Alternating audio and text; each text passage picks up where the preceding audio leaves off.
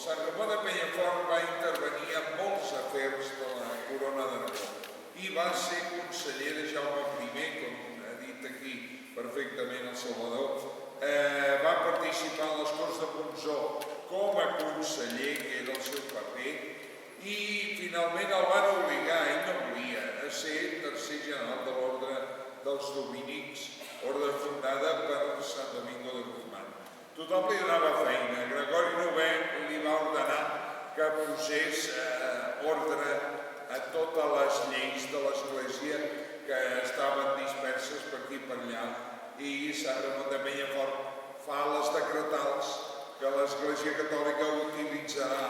des del segle XIV fins al segle XX. Pràcticament hi ha aspectes dels decretals que han passat molts, han passat a formar part del dret canònic d'avui en dia.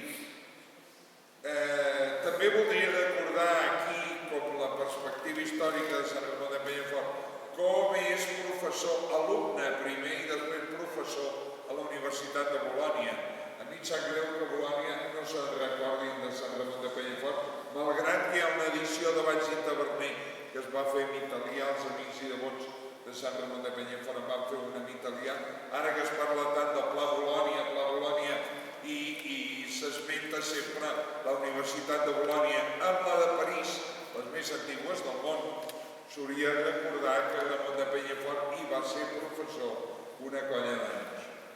Ramon de Penyafort, ho ha dit el Salvador, era un home de diàleg, era un home de consens, era un home d'entesa i de predicació amb les altres religions de l'època, que eren la jueva i la musulmana. No va ser mai un home d'imposició. Per tant, quan algú diu és que Sant Ramon de Penyafort va ser el que va organitzar el Tribunal de la Inquisició. Sí, però el Tribunal de la Inquisició no el va organitzar ell va fer les lleis sobre les que després el Tribunal treballava. Però penseu que era tant la veneració que hi tenia la gent, que si mireu a l'Enciclopèdia Catalana, que tothom la té a l'abast, l'entrada Ramon Nonat, Sant Ramon Nonat, us dirà que possiblement és una llegenda que fa sant, que santifica Sant Ramon de Penyafort.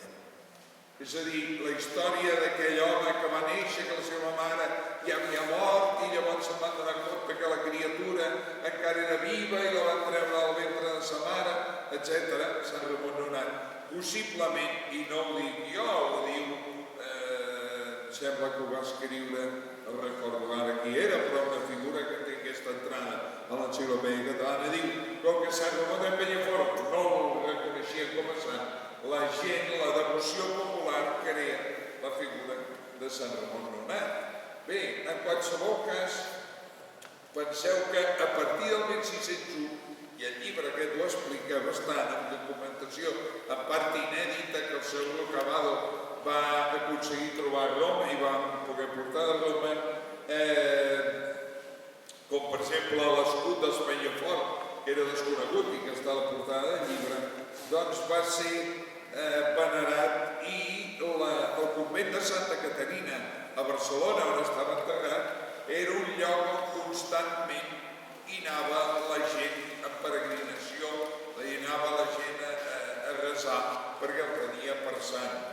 Evidentment, amb les revolucions liberals del segle XIX, la desamortització del 1838 fa que el convent de Santa Caterina esdevingui un espai públic, el desmunta tot, i Sant Ramon de Penyafort va a parar a la catedral en una capella que ocupa